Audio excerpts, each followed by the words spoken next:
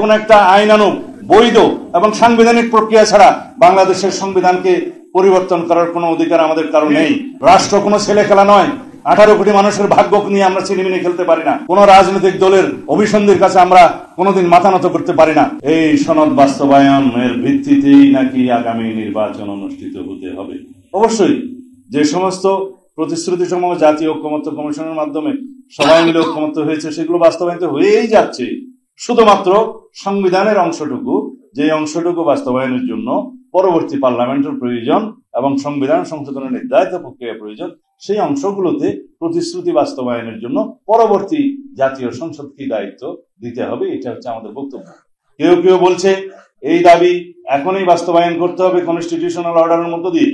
এখানে সুস্পষ্ট বক্তব্য হচ্ছে কনস্টিটিউশনাল অর্ডার কে জারি করবে, কে বাংলাদেশের জনগণ কাকে ক্ষমতা দিয়েছে, সেটা কোন ফোরামে জাতীয় সংসদ ছাড়া এই সংসদ পরিবর্তন করা যায়। সেজন্য আসুন, আমি আহ্বান জানিয়েছি, সুপ্রিম কোর্টের একটা মতামত নেই যে সরকারের সেই সংবিধান পরিবর্তনের ক্ষমতা আছে কিনা, অন্য কোন প্রক্রিয়ায় অন্য কোন কর্তৃপক্ষ, জাতীয় ঐক্যমত্য কমিশন বা কোন রাজনৈতিক দল সেই সংবিধান পরিবর্তনের ক্ষমতা রাখে কিনা। এই সংবিধান যদি পরিবর্তন হয় কোন একটা নির্বাহী অথবা কনস্টিটিউশন অর্ডারের মধ্য দিয়ে, তাহলে দুইটা কনস্টিটিউশন বিরাজমান হবে।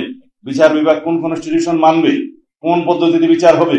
যে কোনো জনগণ তার সাংবিধানিক অধিকার আছে আদালতে যে জিজ্ঞেস করার যে আমার ব্যক্তিগত এবং সম্পত্তি এবং জানের বিভিন্ন ক্ষয়ক্ষতি হওয়ার সম্ভাবনা আছে বিভিন্ন ইস্যুতে, সুতরাং আমি এই সংবিধান কোনটা মানবো, কিভাবে পরিবর্তিত হলো। আপনারা এই রিট আমি দায়ী করলাম, যে কোনো জনগণ বলতে পারে সেই রিটের প্রেক্ষিতে সুপ্রিম কোর্ট বা হাইকোর্ট কি বলবে। আমরা সেই প্রশ্নে বলেছিলাম যে 106-এ আসুন, যে পদ্ধতিতে আমরা সুপ্রিম কোর্টের মতামত চাইতে পারি, অ্যাডভাইজারি রুল দেওয়ার ক্ষমতা আছে, সেখানে যাই। আমরা সুপ্রিম কোর্টের মতামত নেই যে কোনো প্রক্রিয়া আছে কিনা বৈধ, যে প্রক্রিয়ায় এই সাংবিধানিক আদেশ জারি করা যায়, কিন্তু তাতে আমরা একটি দলের অনীহা দেখলাম। আমরা যখনই একটা বৈধ প্রক্রিয়ার কথা বলি তখন তারা বলে জনগণের অভিপ্রায় এখানে চূড়ান্ত। হ্যাঁ, জনগণের অভিপ্রায় চূড়ান্ত। জনগণের অভিপ্রায় প্রকাশিত হয়েছে গণ অভ্যুত্থানের মধ্য দিয়ে, সেই অভিপ্রায়ের মধ্য দিয়ে এই সরকার প্রতিষ্ঠিত হয়েছে, সঠিক।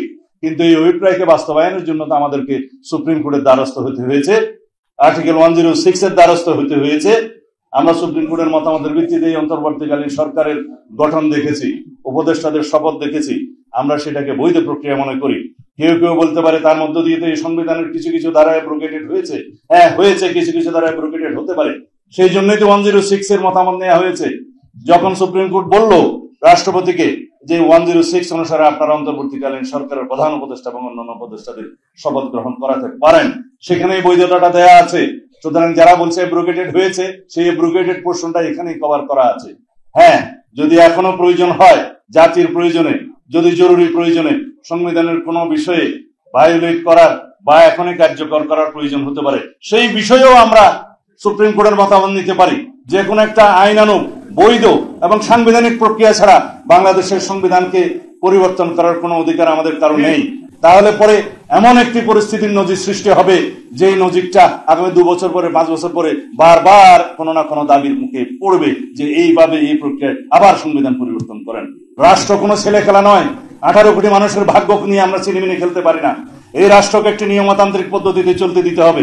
কোন রাজনৈতিক দলের অভিসন্ধির কাছে আমরা কোনোদিন মাথা নত করতে পারি না।